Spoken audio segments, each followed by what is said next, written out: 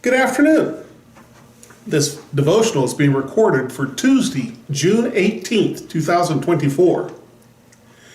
Jesus had asked the disciples to stay up and pray with him. They were unable to do so. He checked on them a couple of times, and he found they had dozed off both times, and woke them up and asked them, please stay up and pray with me. Then this happens in Mark chapter 14, verses 41 to 43, and I'm reading from the New Living Translation, second edition. It says, when he returned to them the third time, he said, go ahead and sleep, have your rest. But no, the time has come. The Son of Man is betrayed into the hands of sinners. Up, let's be going. Look, my betrayer is here. And immediately, even as Jesus said this, Judas, one of the 12 disciples, arrived with a crowd of men, armed with swords and clubs. They'd been sent by the leading priests, the teachers of religious law, and the elders. He found the disciples couldn't stay awake, and he just says, go ahead and sleep. You obviously need your sleep more than you need to pray with me. And I think he's a little disappointed in them. Have your rest. You know, sometimes it's necessary to rest. I'm not sure that Sunday morning during the sermon is the best time, but I've been a pastor long enough to realize it sure happens. But then he says, the time has come. Get up, wake up. Let's be going. You see, there's a time to sleep, and there's a time to wake up. And he wanted them to wake up because they said, my betrayer is here. Because Judas, one of the 12, he told them one of them was going to betray him.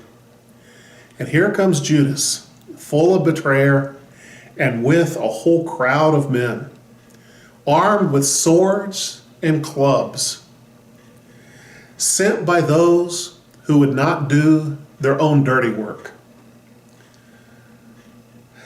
Look at some of the people that were involved in this scene. There's those that betray.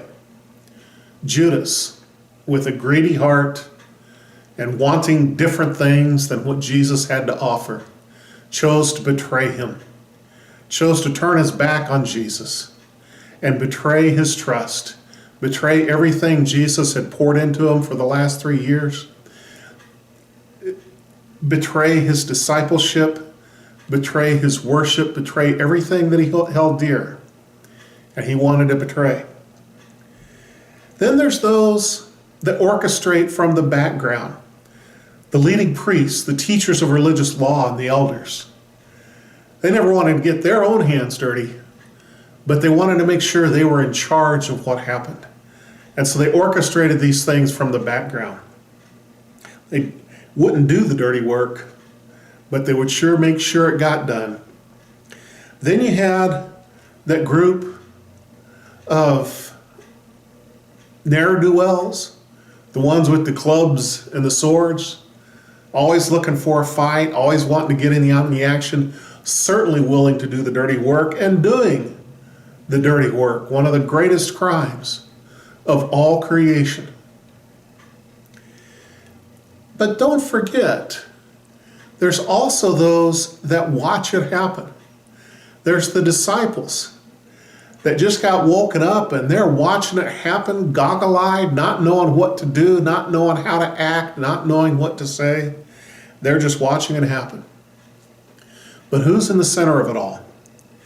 Jesus is in the center of it all, standing firm, standing tall for the Father, standing tall for right versus wrong, standing tall and not being intimidated or persuaded by anything. There's Jesus standing tall. So what would you do? Would you stand by and watch? Would you be trying to orchestrate from the background? Would you be one actually doing the dirty work? Or would you be like Jesus, standing tall for the Father? Which one are you? God bless you.